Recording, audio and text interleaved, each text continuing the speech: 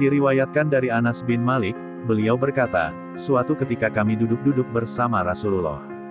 Tiba-tiba beliau berkata, akan lewat di hadapan kalian saat ini seorang calon penghuni surga. Lalu lewatlah seorang pemuda Ansor dalam keadaan dari jenggotnya menetes sisa-sisa air wudhu dan tangan kirinya menenteng sandal.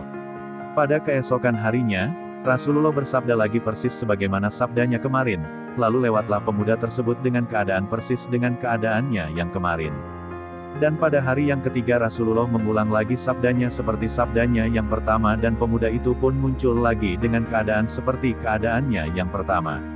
Maka, ketika Rasulullah beranjak pergi, Abdullah bin Amr bin Ash segera mengikuti pemuda tersebut ke rumahnya, lalu berkata kepadanya, sesungguhnya antara aku dan bapakku telah terjadi perselisihan, maka aku bersumpah tidak akan masuk ke rumahnya selama 3 hari. Jika engkau tidak keberatan, aku ingin menumpang padamu selama 3 hari tersebut. Pemuda tersebut berkata, ya, tidak apa-apa.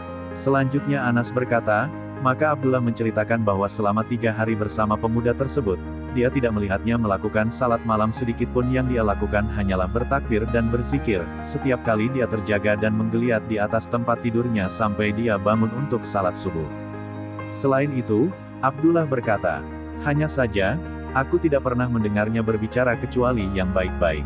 Setelah 3 hari berlalu dan hampir saja meremehkan amalannya, aku berkata kepadanya, wahai hamba Allah, sebenarnya tidak pernah ada pertengkaran antara aku dengan bapakku, dan tidak pula aku menjauhinya.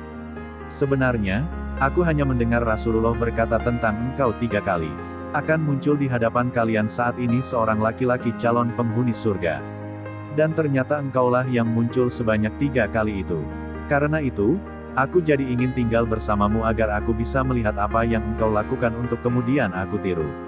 Akan tetapi, aku tidak melihat engkau melakukan amalan yang besar. Lantas, amalan apa sebenarnya yang bisa menyampaikan engkau kepada kedudukan sebagaimana yang dikatakan oleh Rasulullah? Orang tersebut berkata, aku tidak melakukan kecuali apa yang kamu lihat. Maka ketika aku telah berpaling pergi, dia memanggilku dan berkata, sebenarnya aku memang tidak melakukan apa-apa selain yang engkau lihat.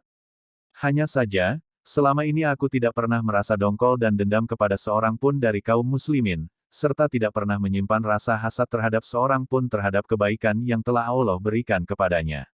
Maka Abdullah berkata, inilah amalan yang membuatmu sampai pada derajat tinggi, dan inilah yang tidak mampu kami lakukan.